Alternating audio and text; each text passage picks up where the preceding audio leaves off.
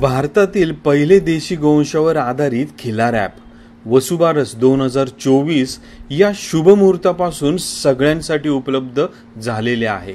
Android व iPhone या दोन्ही फोनमध्ये खिलार ॲप डाउनलोड करू शकता. भारतातील प्रत्येकाने ॲप आजच डाउनलोड करा. महाराष्ट्र काय, कर्नाटक काय, सर्वांनी सबस्क्राईब करा खिलार महाराष्ट्राची शान आणि क्लिक करा बेल आयकॉनवर. एन्जॉय. आता बैलाकडे गाय घेऊन जाताना असेल किंवा एखादा नवीन याच्यामध्ये येत असेल तर त्याला आजपासून समजा हे करायचं असेल तर त्यांनी मग आता तुम्ही तर 10 वर्ष बरंच स्वतःच्या काचकळग्यातून तुम्ही शिकला, खर्च केला, तर आता थोडंसं त्यांनी कशा पद्धतीने हे केलं पाहिजे? ऍक्च्युली दादा त्यांनी रेकग्नाइज करायला पाहिजे त्यांना ब्रीडिंग करायचं आहे काय व्यापार करायचा आहे. ओके. ब्रीडिंग जर खरोखर ते व्यापार काय वाईट नाही, ते करायचं असेल तर त्यांचा मार्ग वेगळा आहे. आणि खरोखर त्यांच्या घरीच त्यांना ब्रीडिंग करायचं असेल तर त्यांनी पहिला हुडकायला पाहिजे दादा. ऍक्च्युली असं की ओरिजिनल गाय किंवा ब्रीडिंग कुठं केलं जाते आणि तिथून त्यांनी अभ्यास करायला पाहिजे. किंवा आता दादा लय तुमच्यामुळं लय सोपं झालंय सोशल मीडियामुळं. आता आम्ही तर हे लाईन म्हटलं तर दादा आता त्याचं ते कालवड आहे बघा. आता आम्हाला जे माहिती आहे त्यांनी आता आम्हाला भरपूर पैशाला पण मागितले दादा, पण आपण इंटरेस्टेड नाही द्यायला. पण काही लोक असं आहेत की त्यांनी द्यायला इंटरेस्टेड आहेत. मग त्यांनी काय करायचं दादा, तेच लाईन मधून वासरू घ्यायचं घेताना. आणि दादा रेडीमेड कधी काही भेटत नाही. शक्यतो त्यांना कसं असतंय वेळेला झालेलं गायच पाहिजे, तेच लाईनचं पाहिजे, हेच कालवड द्या असं होत नसतं दादा. जे देतात त्याच्यात टॉपचं बघून घेऊन केलेलं एक नंबर. मग तिथून पुढे मग त्याच्यात ते एक आहे दादा ऑप्शन. किंवा खरोखर त्यांना जर आवड असेल की एवढं पेडिग्री वाईज चांगलं असलेलं, ब्लड लाईन चांगलं असलेलं आपल्यात एक वासरू होऊ दे, गाई त्यांचं चांगलं असतंय, मग दादा ह्या बैलाकडून किंवा असल्याच भरपूर बैल आहेत दादा चांगला. माझंच आहे असं म्हणत नाही, ह्याच्या सोबतचं पण बैल भरपूर चांगले आहेत. त्या स्टडी करून त्या असल्या बैलाकडून जर क्रॉस करून घेतलं तर दादा 100% आता आम्ही जे 5-6 जनरेशनचं एवढं सगळं अभ्यास केलंय ते 1 वर्षात त्यांचं घरीच जन्मू शकतंय. Fast result. हा, फादर साईडनं. आणि दादा अजून एक महत्वाचा, गाई कधी दूध किंवा हे देत नसते दादा, बैलावर गाईचं दुधाचं हे असतंय. ओके. दूध आम्ही काय बिझनेस साठी म्हणून सांगत नाही दादा. ऍक्च्युली कसं आहे दादा, असं जर आपल्याला कालवडी किंवा खोंड तयार करायचं असेल, आपण नंतर ना 6 महिन्याचं नंतर जे देतो ते मॅटर करत नसते दादा. 6 महिन्यापर्यंत जेवढं गाईचं ते दूध पितंय त्याला तोडच नाही दादा. ओके. तुम्ही काही पाजा त्याला काही करा, त्याच्या 6 महिन्यानंतर मग ते आपलं डाएट, आपलं फीड मॅनेजमेंट ते आलं दादा. मग त्याच्यासाठी दादा ह्या बैलाचं आई जेवढं दूध देत असतंय किंवा ह्या बैलाचं आई बच्चा द्यायला कसं कॅपॅसिटी आहे त्याच्यावर ह्याचं पुढचं पिढी असते. ओके. आता जर ह्याचं आई चांगलं असेल तर 100% ह्याचं होणारं वासरं चांगलंच होणार.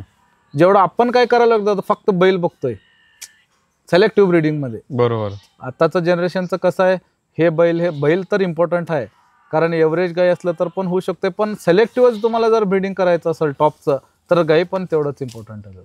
बैल 50% तर गाय 50%. इथे मला हे अजून एक असं विचारायचंय की आता आत्ताच्या काळात आपले हे सगळे तरुण लोक किंवा आपण सर्वजण याच्यामध्ये काम करतोय, जर आत्ता पाहायला गेलं आणि जसं उंबरस गावाचा पण तुम्ही उल्लेख केला, तर त्या काळातली ही जुनी जाणकार लोक होती, तर त्यांनी त्यांच्या काळात फॅसिलिटी नसताही त्यांच्या पद्धतीने मेंटेन करून त्यांनी केलं, ब्रीडिंग प्रॉपर केलं.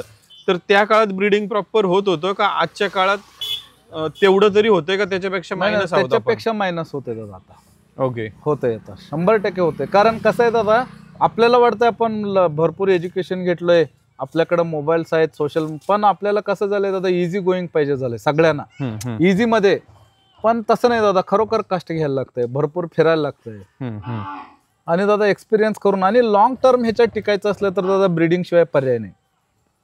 आता जर समजा दादा ह्याच्याकडे हे खोंड आहे, हे दिलं तरच मी घेणार आहे. सपोज ते एवढं पैसे देतो दे म्हटलं तर पण देणार नाही, असं पण वेळ आलाय दादा. मग स्वतः आपल्याकडे जर 3-4 लाईनची गाय असली किंवा ऍटलिस्ट एकच असू दे, पण चांगलं आपण जर ब्रीडिंग करत गेलं तर आपण 100% ह्याच्यात सक्सेस होणार. आता तुम्हाला जर त्या माणसाचं काही एज्युकेशन नाही काय नाही, पण त्यानं मला 1, 2, 3, 4, 5 हे 6व्या पिढीचं रेकॉर्ड दिलेलं. ओके. आणि मी पण होतो तेव्हा प्रॅक्टिकली. असं नाही की त्यांना काय पण सांगितलं असं नाही, हे सगळ्यांचं घरं बिरं सगळं मला माहिती आहे 6 जनरेशन पर्यंत आई साईडनं. ओके. आणि दादा लाईन ब्रीडिंग ह्याच्यावर तुम्हाला जरा जरा कळलं असणार. बरोबर. नाही, बऱ्याचशा गोष्टी लक्षात आल्या हा. आणि आपल्या प्रेक्षकांच्या पण त्या बऱ्याचशा लक्षात येत हा. आहेत.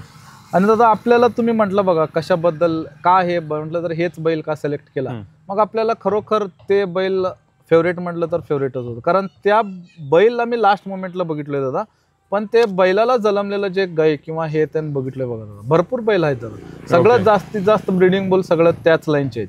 मग ते आपल्याला आवड होती दादा.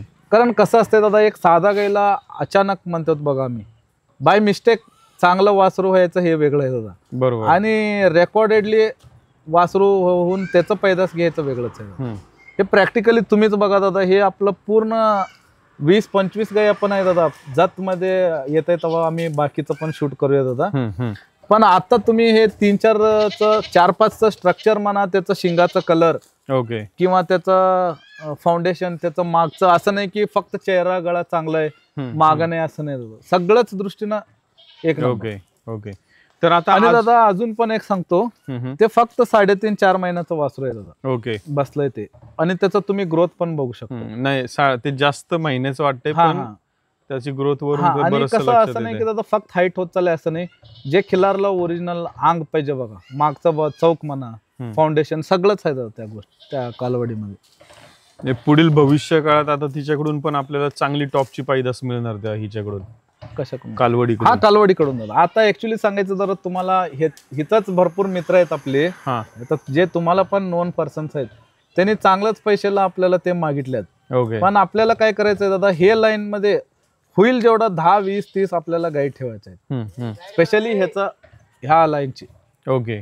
मी असं म्हणत नाही की माझं बैल आहे ह्याच नाही, ह्याच्यापेक्षा पण हे चांगलं म्हणणार होतं मी. ओके. कारण गाईकडून आपल्याला आता समजा ह्याला अजून एक चांगलं सिद्धापूर लाईनचं आपला चनेगाव बैल म्हणा, भरपूर असा बैल आहेत. आता मला अजून एक असा प्रश्न विचारायचा आहे की आपण बैल वळू क्षेत्रामध्ये आता बऱ्याचदा एक गोष्ट बघतो की बैल आदत वयानंतर एक 20-22 महिन्याचा झाला की प्रत्येक जण विचारत असतो की गाईवर कधी सोडायला चालू करणार, तर कोणत्या वयामध्ये किंवा कधी बैल सोडायला चालू केलंच पाहिजे? ऍक्च्युली दादा तसं बघायला गेलं तर दात लावल्यावरच सोडायला पाहिजे बैल. खिल्लार महाराष्ट्राची शान, खिल्लार महाराष्ट्राची शान.